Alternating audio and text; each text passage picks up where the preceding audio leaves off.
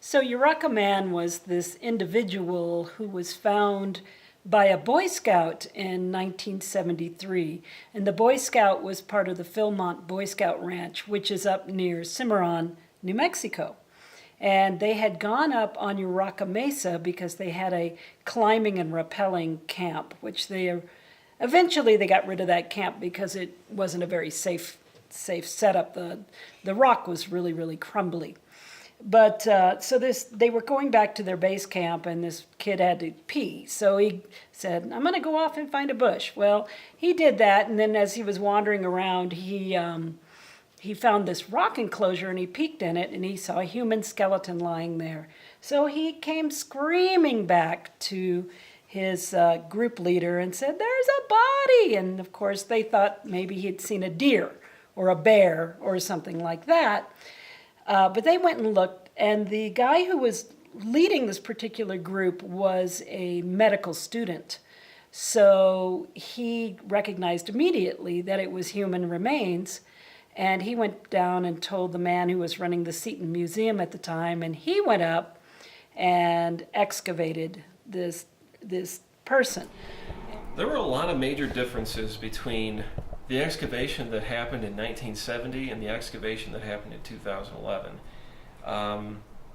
When Kent Bush, he was the former museum director for Philmont, when he went to go up to do his investigations, he brought with him his assistant, who acted as photographer.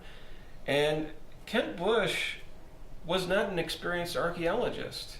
He was just going by what he felt would have been necessary for information to gather. And the first thing they realized was that this was not a recent body. This was a body from sometime in the middle of the 19th century. So they did a very hurried excavation. They pulled him out, and then they put him in a box in the basement of the Seton Museum. And there he stayed until about 2009 when he came to our lab here at Highlands. We've just received this box of remains we suspect is Native American. Would you mind taking a look at it? And even just from an initial glance of looking at these remains, I said to myself, this person is likely not Native American. They have many European characteristics. And that's really what began the start of this project. One of the things that we noticed was that he had all these different types of artifacts on him, all these personal possessions. And once we took a good strong look at these personal possessions, we realized a couple of things. First of all, he had a lot of variety of things, beads, he had tools, he had bracelets, he had groundstone. So we decided that he must have been some kind of a trader, someone who was trading with the tribes that were around that area during the time. We had to reinvestigate all aspects as if we were to start from the beginning. So we did, we did the sex of this person, which we did in fact find to be male just because there were very rugged features that would be more consistent with that of a male person. In doing the age, we looked at different aspects of the pelvis as well as the skull, condition of the teeth, and condition of the rest of the skeleton, and we were able to conclusively say that this person was probably between 50 and 60 years of age, because there was a lot of deterioration, things that you would typically see in a person of this age range. He might have been an Apache burial. Apaches often would take their dead and they would put them in rock enclosures up on the mountain with their stuff. So we were really worried about that because when you're dealing with Native American remains, you have to abide by NAGPRA, which is the Native American Graves Protection Act. And so you have to contact the tribe that you think these remains were affiliated with and let them know that you have them and see about repatriating them, reburying them, things like that. There was strong evidence that Uracca Man was more in the Caucasian African category than in Native American. Now, to take that a step further, we did a full body CT scan of Uracca Man, and that was donated to us by Alta Vista Regional Medical Center in Las Vegas.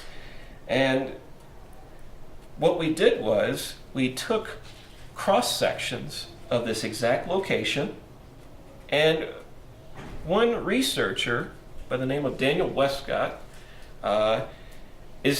was taking all of these CT cross sections of known individuals who knew their ancestral heritage and making a database that you could compare to.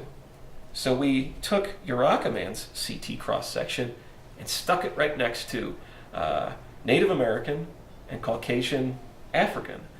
And there was really no way to manipulate it to make it look like Native American. It was clearly this Caucasian African category. So why was he on the mesa? Well, that's one of our main questions. One of our hypotheses about that is that he was trying to get to the Taos Rayado Trail, or he was coming away from the Taos Rayado Trail, and he was cutting over the top of the mesa so that he could just go on down into Cimarron. Another thing I noticed when I was on top of the mesa is that you can see that whole valley just as clear as can be. Lone horsemen riding across the plains, you could see that.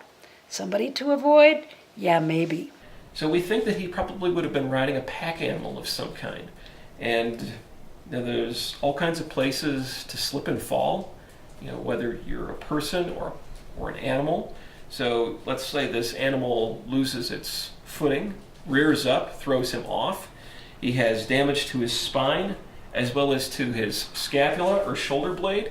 There's an indentation on the shoulder blade that is both blunt force trauma as well as sharp force trauma.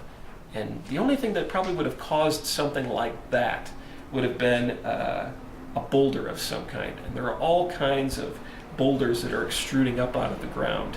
So if the horse rears up, throws him off, he gets this damage to his back and his spine, the horse takes off with the rest of his belongings, and he's left to fend for himself.